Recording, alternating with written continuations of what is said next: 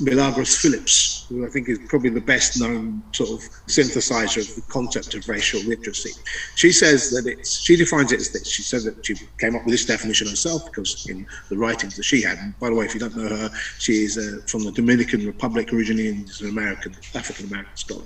She says that racial literacy is the knowledge and awareness of the history of race, how one is acculturated into a racial caste, so racial caste, the systems within the nation state that support race as a human circle, and the impact of all of the above on current politics and individual lives. I'm slightly paraphrasing, but current events in individual lives, so current politics, obviously. So these are the things. Racial literacy is necessary because no decision in any circumstances in a society that has a history that ours has, and ours, and I'm talking about Scotland here, as part of the British Empire, has as a colonial empire based upon the wealth extracted from enslaved Africans through chattel slavery. The fact that the origins of our racism come from that, and that they are reflected into the institutions that we have built, the educational structures, and indeed the very bricks and buildings that we're all broadcasting from, probably.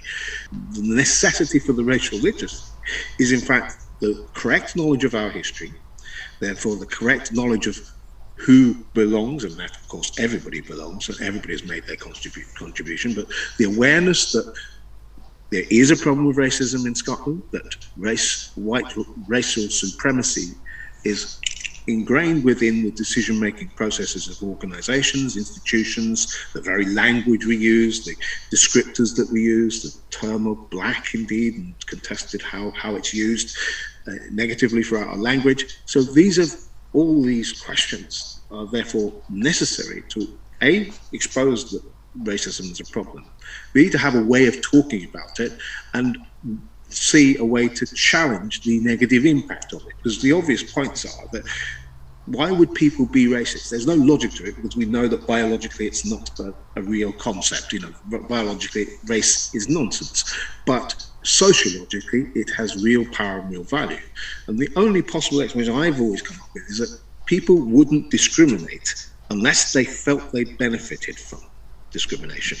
In other words, this concept of white privilege, there's no logical rhyme or reason for people to discriminate unless they believe, wrongly usually, that they could benefit from that discrimination.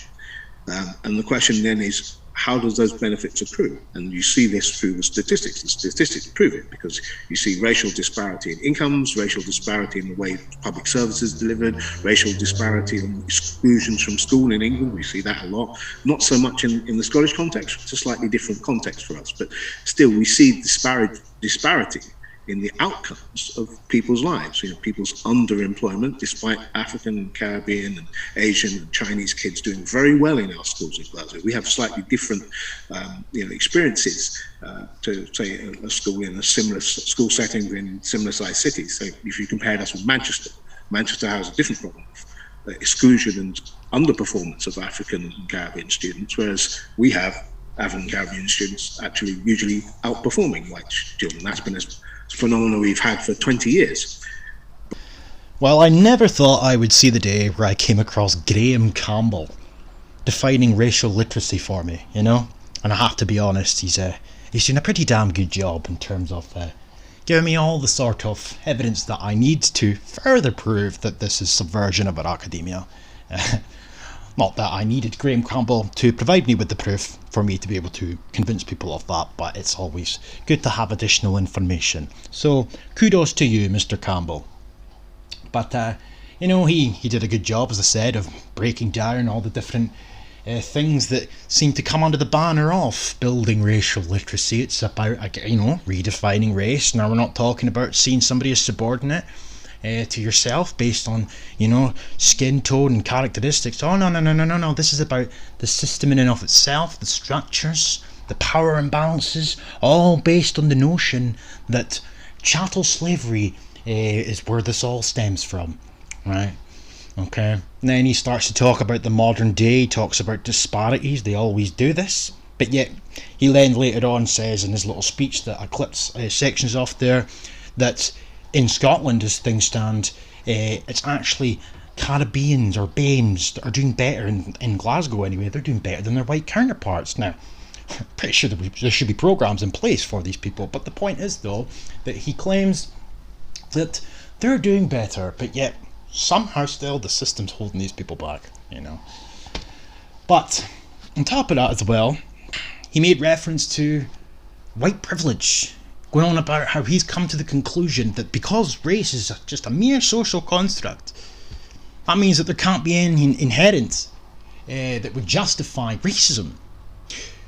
So he believes, he's concluded, he's theorised even, that this all stems from the idea that people are racist because they think they're going to benefit. He then uses white privilege as his example. Well then, why is it wherever you go in the world, there seems to be the same sort of phenomenon, irrespective of whether or not we're talking about a white nation or not? China, they're pretty racist to everybody else, it's not their own. Africa, same principle applies. The Arab world, same principle applies. They don't like the blacks very much, you know. Then we can go to the likes of Cambodia, etc. Vietnam, they don't like foreigners either, because there's an element of in-group preference, ethnocentrism, and it's tribalism, by and large. Now you can modify that or modernise that and call it racism if you so choose, but the facts remain that that's where it derives from. But that has to be ignored by the building racial literacy gang, by the critical race theorists, by your Graham Campbells, etc. All that has to be ignored so they can home in on the flaws of whites, and only whites, when realistically we're no different to any other group of people out there. But this is how they start to manipulate the children that they're targeting with their shit. And then even the slavery, talk of slavery. Never do we hear a mention. Jeff Palmer does the same thing. We hear to no end about chattel slavery. We never hear about any other form of slavery, past or present, modern day, who sold the slaves, the blacks to Europeans, etc. Who owned the majority of the slave ships. What other forms of slavery were taking place around about that time? You know, Barbary, Arab, Ottoman, you know? No, we can't talk about that, because we need to focus solely on what is good for the narrative, hence selective history. But I'm glad that he's clarified some of this for us, because, you know, I'm going to be compiling this whole video. It's going to be clipped and saved away for a rainy day, but I just thought I'd add my 2 cents to that before I play any more of Mr. Campbell here. You know? Thanks for that. Because all this talk of anti-racism, well, Graham Campbell's just done me a favour, and he's provided more evidence as to why it's not simply opposing racism, is it? No, it's not. Of course, is what is taught, the curriculum. One of the main demands from the Black Lives Matter movement, which was part, was to change what is taught. And you know, the fact that you're now getting a more accurate history. Maybe 20 years ago when I first came to Glasgow, there really wasn't that many Scottish-based scholars doing that kind of work on the history of the country, the correct history of the country, I would say, that recognised the political settlement we've got has a link to enslavement and empire, and the constitutional position that we have is directly related to that legacy. If we don't talk about it, then we have a danger of having two mythical narratives surfacing about what the country is, what our identity is, who we are as a people. The two mythical narratives I always talk about are the sort of mythical Scottish one, which says, oh, we're a poor wee country that was oppressed by the English, we're a colony, and we had nothing to do with that empire slavery business, nothing to do with Basque, that's the English. The only other mythical narrative we have is United Kingdom version of that, which is we abolished slavery and we were so brilliant at abolishing slavery for Africa and the Caribbean, neatly forgetting the 200 years where Britain was the prime perpetrator of slavery in the Atlantic. So the denialism, and therefore the organised forgetting, which Glasgow has been grappling with and trying to reverse that organised forgetting, important place for that to be reversed is within education. So we've made a very strong effort to translate some of the lessons of that Black Lives Matter moment into institutional change. We started to sort of have that conversation, as Mariam said in the introduction, with the citizens who, my gratefulness about this is that the citizens, for the most part, have responded very positively to the questioning of that legacy and to say, well, actually, we're not rejecting it. We want to know why we didn't know. We're horrified and we're shocked, but why didn't we know? Why didn't somebody tell us in education when I was learning history in my school in the 70s, 80s, or 90s? Why didn't I know about this? That's a good response. People are saying, okay, they're open to listening and to knowing more about the so-called merchant city. Aye, and the selective history, you know? It's commonplace. But even that I find somewhat perplexing, because I was aware of the slave trade in school. I got taught about it. But yet, there's a narrative that's been perpetuated for some time by the likes of Graham Campbell that nobody in Scotland was aware of it at all. So that's why they need to step in, wade on in, and put forth proposals to start to incorporate it now. But then when they get a foot in the door, it then becomes relatively self-evident that it's not actually about teaching slavery, etc., etc. It's about a selective version of events. Some might go as far as to argue that there's elements of it that's somewhat revisionist in nature. Revisionist on the basis that it's selective. You know? Because you have to put these things into context. Slavery, nobody's denying that it was wrong. But we weren't the only ones that were doing it. But that's what they would have you believe. You know, and it's no different to the likes of Nicola Sturgeon when she apologised on behalf of Scotland for the witches several hundred years ago. And she used that, what happened back then, initially by bullshitting and saying that they were killed back then specifically for being women, and that was predicated on a misogyny. She turned around and said that that misogyny is so deep-rooted that it can still be seen today. The same principle applies with what the likes of Graham Campbell do as well. They say that all that evil slavery 400, 500 years ago, that's why you see disparities today. Negating to acknowledge that it's a demography thing. In parts of the country where it's a lot more BAME, you tend to see a lot more BAMEs in schools, etc., etc., or whatever it may be. But they look at Scotland as a whole. The Parliament, for example, it's very white. That's because the country's white. You know? They even acknowledge themselves while they complain relentlessly that the teaching workforce, for example, they don't see themselves. There's barriers in the way. But then they sort of in the small print acknowledge that there actually is becoming an increase in the amount of diversity within the teaching workforce. It's just happening slower than they would like. Which to me suggests that it's happening organically, which would then by extension mean that there's actually nothing holding them back.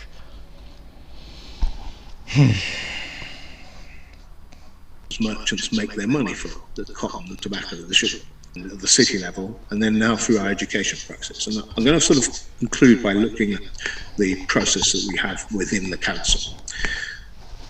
It relates very much to what Nikki said in the first slides, that we've had to adopt an approach called systematic change in leadership of race equality. So Glasgow's approach, I will read directly from the document because I think it's important to do it. Our approach in education services is progressing with systemic change in leadership of race equality, which is fundamentally aimed to challenge and eradicate institutional racism. That's the first thing. We recognise that we are an institutional racist organisation. Lord William Macpherson defined institutionalised racism in his 1999 report as the collective failure of an organisation to provide an appropriate and professional service to people. He said that it could be seen in processes, attitudes and behaviour which amount to discrimination through unwitting prejudice, ignorance, thoughtlessness and racist stereotyping which disadvantage minority ethnic people. Now, as a result, I'm paraphrasing here, but obviously that term unwitting prejudice is very controversial because it's led to schools of thinking like unconscious bias training. And while that has a role, a lot of black activists in particular are annoyed with that because most prejudice is very not unwitting. But let's caveat that and say that the processes and behaviours of an institution don't depend on an individual being racist. It's the structure and the cultural mores and the norms that organisation has set which exclude other people. That's what we're all having to grapple with. So education services are continuing to develop progressive approaches in many areas, including organisational and individual capacity, staff training on race equality and associated responsibilities, recording and reporting and handling of racist incidents, and diversity across our estate in all areas. That means in all all categories of workforce. Recruitment, retention, and progression of staff, and ensuring that our curriculum is fit for 21st century Scotland. Whilst we've made progress in some areas, we undoubtedly have much more to do. The evidence and continuing impact of institutional racism is clear. Absolute commitment, direction, and actions from our leaders across all our sectors for real change and positive impact are crucial. And Samir Sharma, our qualities lead, wrote that in March 2021. And he sort of ends his comments by saying this: often it can feel we end up in planning battles. I would suggest our focus should be on battling the plan. In my view, the way to do that is to nurture and to implement an approach of systemic change in leadership of race equality, which is indeed appropriate for all protected characteristics. For us, for all of us as leaders, resilience and determination are vital. Let's do the right thing. Let's be valiant. Let's look at ourselves first and progress positively together. I'm very of the view that it's not just sufficient for teachers to report racist incidents and for it to be monitored at our end, looking at the reports that come to committee. I actually think that it's good that we have anti-racist clubs, many of our schools do, but I would like to see the parents more engaged and more involved in creating the school community and actually receiving the same training that the teachers are now receiving. I'm very positive and pleased that the last couple of years, over 500 school leaders in Glasgow have received this racial literacy training, and obviously more of them will get it. But I'd like 500 learners, according to Graham Campbell. 500 people in the profession have already had this training in Glasgow alone. Wow. I don't really know what to say, in all honesty. But again, it's sort of hidden behind the facade of simply being anti-racism. It's not. It's so divisive. I mean, I'm obviously clipping very small segments of this. This is over an hour long. And, there's talk of white fragility, etc. Like, this is as anti-white as it gets. And when it's all said and done, what this is doing is leading to a future where the justification can be put forth to demand equity, a level playing field. Even though it is a level playing field, we already live in an alleged meritocracy. They're after power, and slowly but surely they will obtain it. I'd like to see parents and parent councils get that too, because it strikes me that when a child is doing a racial incident at a school and we report it, the whole mechanism is designed for not excluding kids from the school. We want to keep those in, but educate them. I have to say, I think we should do much more to bring their parents in, because these attitudes often come from their parents, but they're coming from the wider culture. We can't ignore the fact that the whole culture is involved in that. So to wind up without doing another thing, I think that the impact on Scottish education of CRT is very minimal, but I think the commitment of a large number of educators out there to an anti-racist, an actively anti-racist education system is there. I think one of the ways we do that is by not just by talking about slavery, we actually talk about how the wider curriculum, maths involves Arab, African and Asian cultures. The numeral system is Indian, not just Arabic, it's Indian. So the origins of where our science and maths comes from can be integrated into the wider curriculum and give people another impression. Primary school kids in Albert Primary School in Glasgow, actually, because they couldn't see children's books with their faces in them and stories about them, they wrote their own. And they've done a brilliant job at filling a library full of books which have Asian, African and Chinese children, and girls in particular, at the forefront of the subject in the story. And seeing books that see them so you can be them is crucial to the positive development of children. I generally would go to websites. There's a group called the Anti-Racist Education Scotland.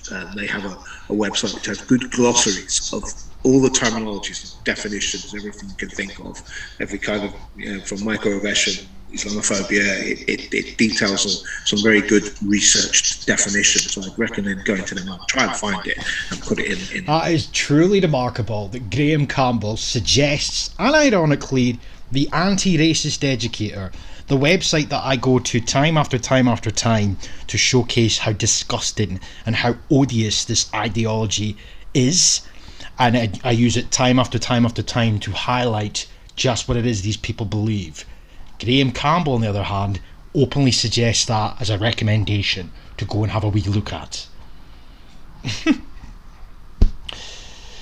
Oh wow, don't know, but that's it for this video. All the other stuff that I was going to include, I'm just going to do it in a separate one because this is too long already. Peace.